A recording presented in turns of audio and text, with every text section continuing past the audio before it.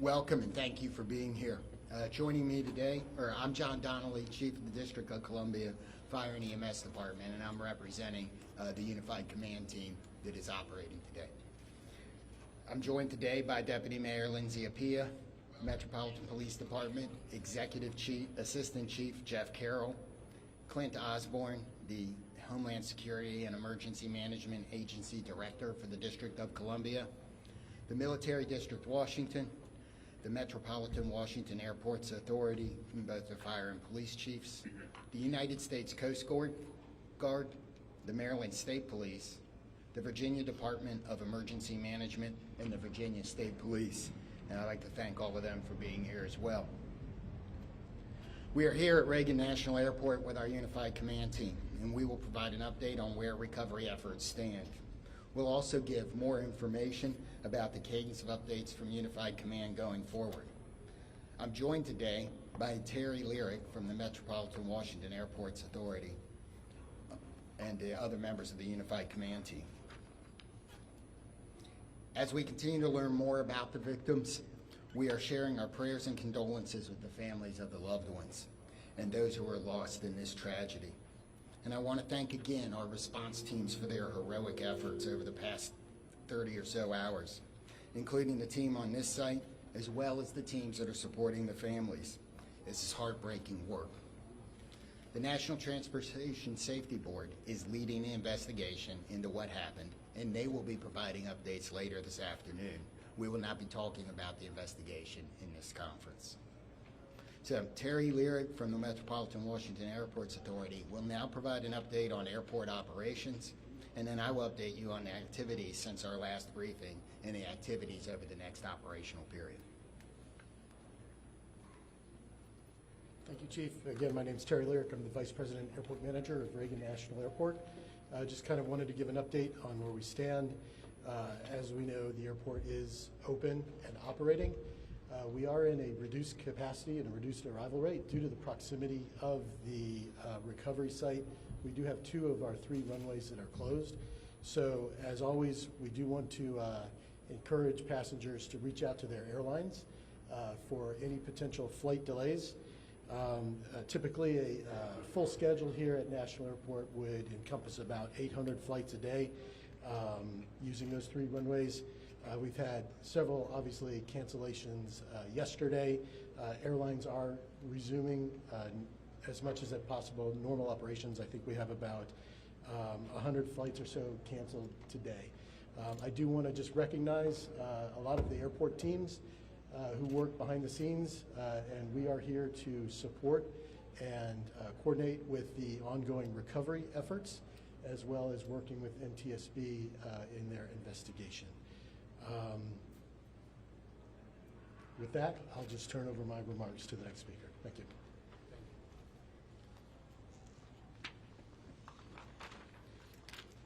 So, overnight, our teams continued search operations and surface work, including side sonar scanning, shoreline searches, and aerial searches. Also, 2 Coast Guard cutters have arrived on station, and you may be able to see them out there on the water. Other efforts off-site included the NTSB, American and PAL Airlines, and district officials meeting with families at the Family Assistance Center and providing the support that they need to get through this horrible event. We've we have recovered 41 sets of remains, and 28 of those victims have been positively identified. And as of 6 a.m. this morning, next of kin notifications have been made to 18 families. Going forward with our recovery operations, search teams will continue to work the site. We'll do side sonar scanning, searching the shoreline, and aerial operations. Our dive teams are working in targeted areas, and additional Coast Guard assets will arrive this afternoon. The salvage crews have begun to arrive on the scene, and they're assessing the work that's going to be needed to recover the aircraft from the water. We expect those operations to begin no later than tomorrow afternoon. The teams are also working the shoreline down the river, as we do expect some debris to be dragged by the current. And if members of the public believe they have information or have discovered potential wreckage, we're asking you not to touch it and to call 911, and we will send somebody out to get it. Supporting the response team. This has been a tough response for a lot of our people. We've had over 300 responders operating at one time, and I think we've got about 500 people that have worked through the site. So the Unified Command has activated peer support for its first responders to make sure that everybody has somebody that can help us get through this. And the outpouring of support, people like the World Central Kitchens Relief Team and many of the local restaurants, the restaurants here at the airport, have supported the people working, making sure they have food so they don't have to stop. And I want to thank the rest of the community for their outpouring of support and the messages that they have given to the firefighters, police officers, military officials, and everybody else that's working. If you want to help, the Greater Washington Community Foundation has a relief fund. You can donate at the link above. We also, be careful, avoid your fundraising scams, only trust verified sources, and ways you can help is to amplify that message using trusted sources on social media. Exercise patience through the transition as this impacts the region. Things like the delays at the airport, people are going to need your grace. I know we've got a lot of vehicles around. We've got some areas closed that are normally open to the public around the river, and we need your patience in that. Check in on your friends and neighbors, and if you're feeling anything about this event, please call the crisis hotline, talk to a medical professional, and you can use 988 on your phone. What do we got here? Is that the last one? So with that, we're going to be able to take a few questions. I'm going to start over here, and we'll work our way across. 1, 2, 3. Yes, sir. Hi, this is Campbell Roberts from the New York Times. Can you talk about the FAA's decision to restrict helicopter flights in and around National Airport? So the question is, can anybody talk about the FAA's decision to restrict flights in and around National Airport? I don't believe we have any. So that's probably beyond the scope of this interview. You'll have the NTSB later, and that's something I might ask them. Yes, sir. Chief Skylar Heather with CBS News. Given the time that has passed, can you describe the conditions right now as it relates to the recovery process and whether you all think that y'all will be able to recover more bodies? Okay, the question was, given the time that has passed and the conditions outside, do we believe we're going to be able to recover more bodies? And there's a lot of challenges with that. So I'm going to answer that one. I'm going to say that, yes, we expect to recover all of the bodies. We have that's why our teams are still working. We're going to have to work with the salvage company to do some of that work. Yes, sir. If I may ask a question on behalf of the Reagan National Airport. This is Alex Gabriello with News Nation. A lot of questions now circulating about the crowded airspace surrounding this airport. Also reports about other close calls, including 24 hours before the fatal accident. We've seen the FAA take the position of restricting the airspace, specifically Route 1 and 4 for choppers in this area.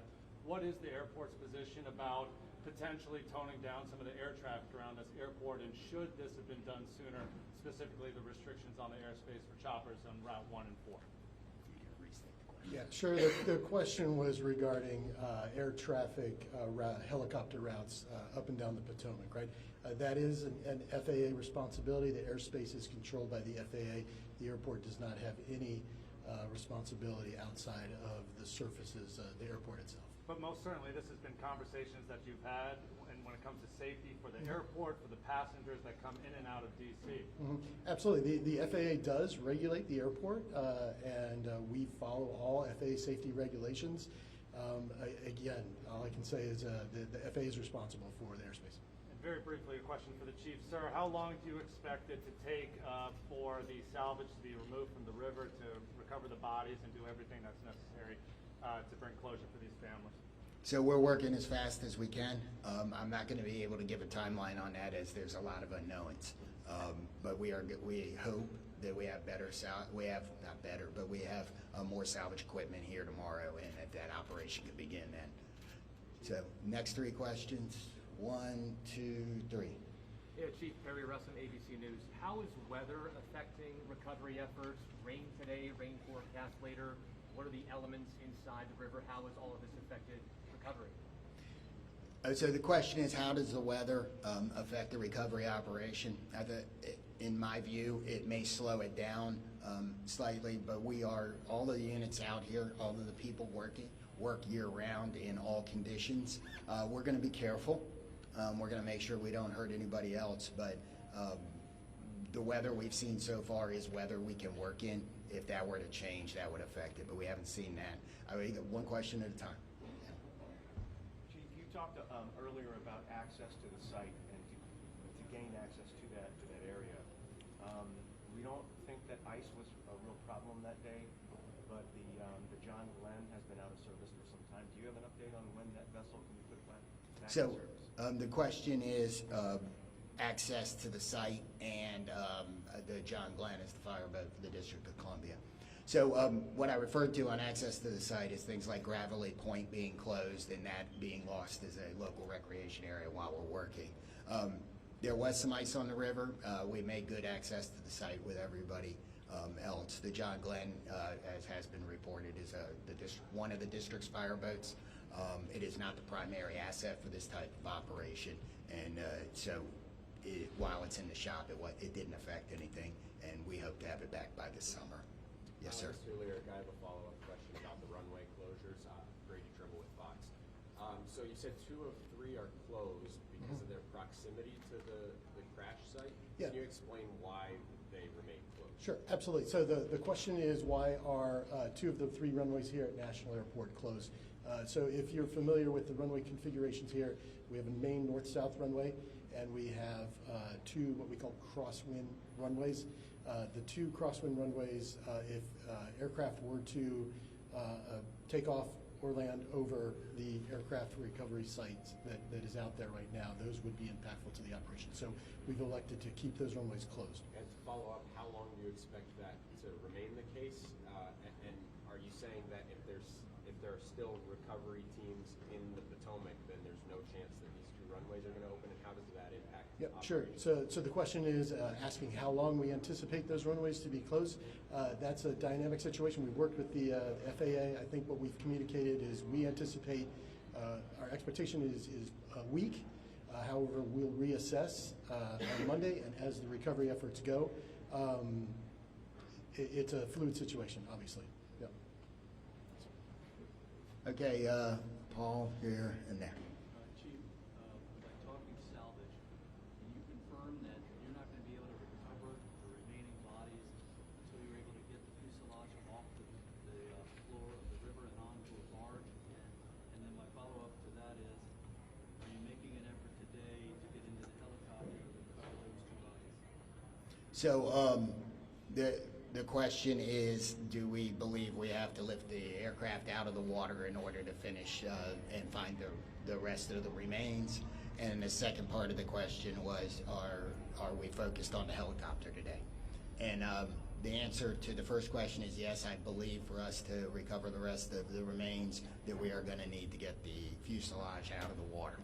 The second part of the question is yes, a lot of our operations, not all of them, but a lot of our operations today are focused on the helicopter. Yes, ma'am. Yeah, this question's for Mr. Lear. I'm about Fox 5 BC. Can you confirm sufficient staffing moving forward in the tower? I don't know if that's in your scope or if that's... It's not. So the question was regarding staffing in the air traffic control tower. That's outside my scope of responsibility. Chief Donnelly, can you talk a little bit about the role of the stadium on your team, specifically how many people still remain? I know on day 1 there were upwards of 300 mutual aid. Who's still out there? So,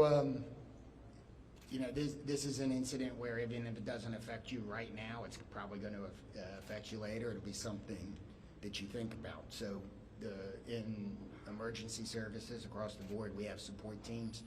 The National Capital Region, all of the departments do. So they've been activated. The International Association of Firefighters regional peer support team has been activated to help support. And the incident management team, as they rotate responders through the scene, are making sure that there are opportunities for them to get the assistance they need. I'm going to ask the Virginia State Police to talk about the peer support he's doing a little bit. I'm First Sergeant Blank with the State Police in Virginia. We are working with our partners. MWA is leading the support for the effort for peer support, but I'm here in support of that effort, and we have several regional partners that are contributing to that, including mental health professionals who are on site from ANOVA and from a nonprofit in the area that are providing support. The Virginia Law Enforcement Assistance Program is also planning to send support, and all of the most of the public safety agencies in the region are providing personnel to assist with that effort. Yes, ma'am. Larry Elkhart with DC News Now. I know this is an unpleasant question for you, Chief, but we've been hearing reports of people living along the river and potentially seeing partial remains coming up on shore. People are seeing this. Is that anything you're hearing towards that way of keeping people away from some of these shore communities? So we're not keeping anybody away from the shoreline for any of those reasons. If we've closed off an area like Gravelly Point here, it's because we have emergency access vehicles coming in and out, and we need the access to the river. We have received some 911 calls about either debris or remains. I don't know that we've actually found any remains. We've certainly picked up debris from those 911 calls. So we're going to do 3 more and go 1, 2, and 3 in the back. Yes, sir. Thanks, Chief. Jonathan Kersley from Channel 9 Australia. This is a question for Terry. Terry, as Vice President and Manager of this airport, what concerns have you had specifically about the congested airspace, and have you ever raised those directly with the FAA? So again, the United States airspace is the safest in the world. Safety is one of our top priorities, and we continue to ensure that the airport is safe for operations. To follow up on that, it wasn't safe in this instance. There have been near misses here before. You would have been made aware of those as manager of this airport. Have you raised concerns with the FAA about the congested airspace around Washington's airport? Yeah, I can say again, we work with the FAA. We're regulated by the FAA. We comply with all FAA safety regulations. But that doesn't answer the question. Yes, sir. Can you talk about how much debris has been removed to Hangar 7? That at some point, will that operation be transitioned to a private company, the NTSB? Will hire, or will you guys actually put all the debris in the hangar? So that's an investigation question and appropriate for NTSB this afternoon. We'll take 2 more. Yes, sir. Tom Rathway, Channel 7. I had a question for Terry as well. As far as the airport took a position against adding extra long-distance flights out of here, and one of the concerns was there's just too much already going on. Do you maintain those concerns if they're supposed to start in the next few months? Are you concerned about safety as those extra flights start? Yep, thanks, Tom. So the question was regarding the additional slots to DCA. As you know, the slots are federally controlled, federally mandated, and we have to follow federal regulations. Are you still concerned about them? I mean, the airport authority was concerned at the time. Yes. Again, we have to follow the federal regulations on the slot controls. That's it. Hi, yeah, Jim Spellman, Yeah. CGTN. Here, one more question for you. You're talking about the FAA, Congress, federally mandated, et cetera. Where does the buck stop with this accident and ensuring that the next flight to take off from this runway is safe? So again, the question is really directed to the FAA and Congress, I believe. Yeah. Yeah, One last question's right here. You have 41 victims recovered. Are you confident in the location of the others? Where are they? Are you confident that you know where they are? So I think we know where they are. We won't know until we're done. I mean, we're going to continue the search operation, but we've searched a large portion of this river, and we are right there. So, I didn't read. So the question. Let me answer the question again, or let me restate the question. Sorry. The question was, are we confident we know where the other remains are, and that it couples with the question about removing the aircraft. I believe that when we remove the aircraft, that will help us resolve this number. If it doesn't, we will continue the search. Okay. That's the process. You take the salvage, the fuselage out. You're going to put it on just reiterate that process, what that looks like. Removing it, putting it on a barge, is that right? So some of that isn't decided yet. We'll have to see what the salvage team is doing once they get all of their equipment here. So we may have more on that tomorrow, but so I don't know the exact process today. So thank you all for coming today. We hopefully we answered your questions. We are going to do this again tomorrow. I don't have the time yet, but we will push that out so we can provide the same type of update. Thank you.